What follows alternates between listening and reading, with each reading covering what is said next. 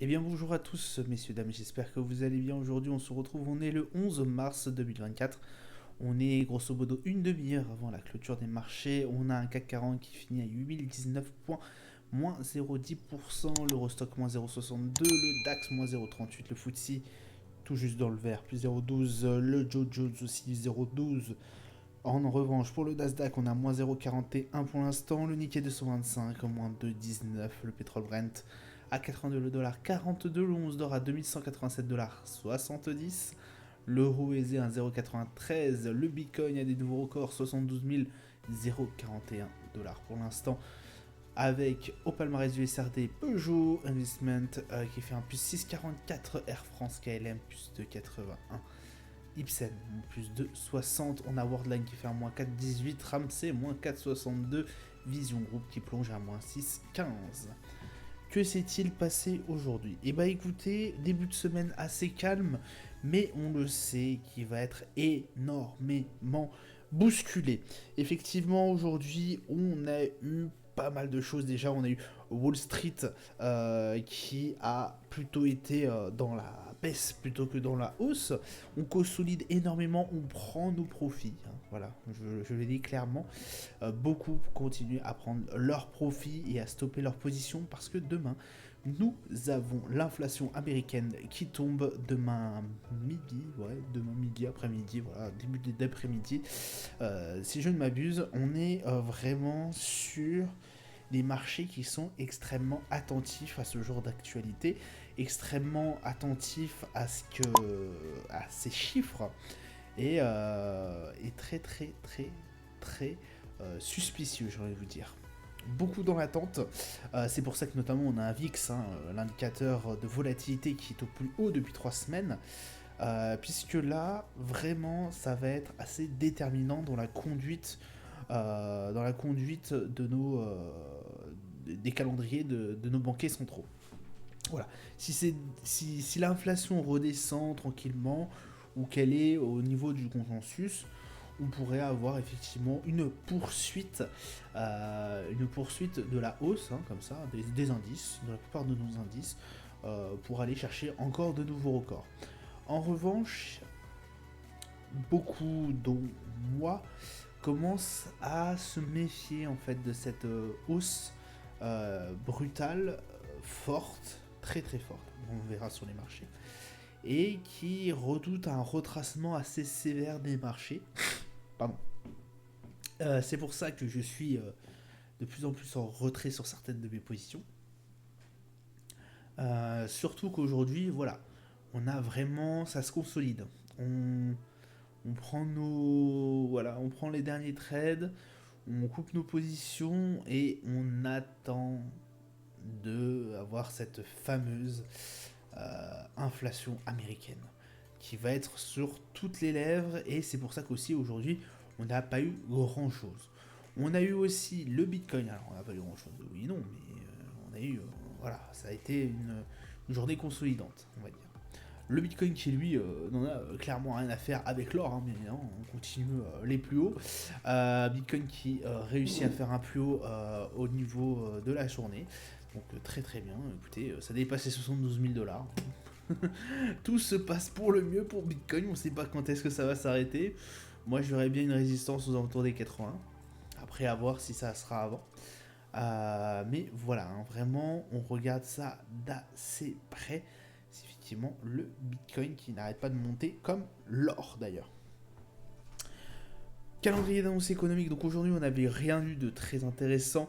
Demain matin on aura la confiance des entreprises au niveau de l'Australie, mais aussi le taux de change au niveau, taux de chômage pardon, au niveau du GBP, et forcément 13h30 le taux d'inflation qui tomberont et qui risque de forcément avoir pas mal de choses, hein. Forcément on risque de pas mal regarder ça.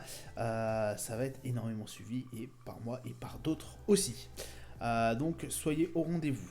Pour nos marchés, en tout cas, hop, on va aller directement sur le CAC 40.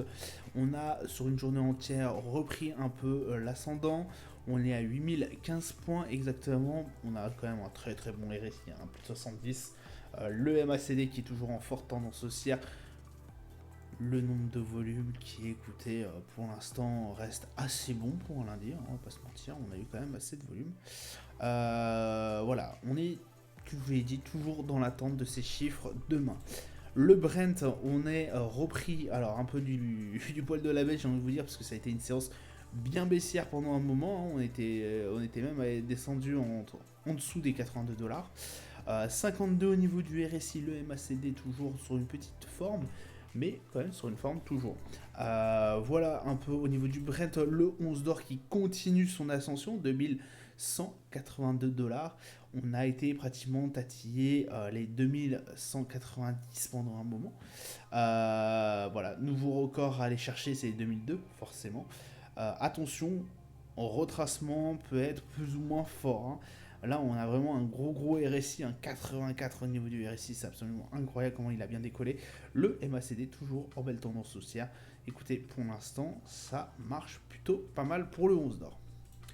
Le S&P, écoutez, on a 5124 points. Journée haussière pour l'instant, parce qu'il nous reste 30 minutes de cotation encore. Toute petite journée haussière en tout cas pour le S&P.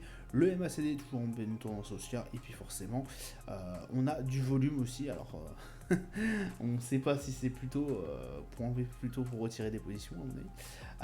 Mais voilà, le S&P, pour l'instant, il est un peu dans la tendance de tous les indices à l'heure actuelle, c'est-à-dire à savoir ce qui va être sorti, en tout cas demain. Le Nasdaq, c'est pareil. Alors lui, on a été sur une belle descente pendant une bonne partie de la journée. Là, c'est en train de revenir plutôt à la normale.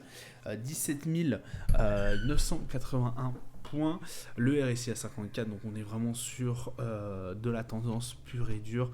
Voilà, de la moyenne, hein. Voilà, le MACD qui descend un tout petit peu lui aussi. Pas mal d'échanges qui a été fait en cette journée. Le Dow Jones pour finir qui lui arrive à remonter bien comme il faut, hein, 38 787 points.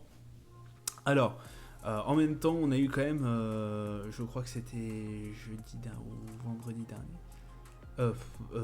d'avant dernier, pardon, ou lundi, je sais plus. On a eu quand même une belle séance baissière qu'on n'avait pas réussi à retrouver malgré plusieurs tentatives durant la semaine dernière.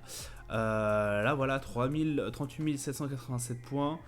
Bon, on arrive à remonter un tout petit peu. On est toujours sur de l'attente. Là aussi, forcément, avec des chiffres qui vont paraître demain, on ne peut qu'attendre ça.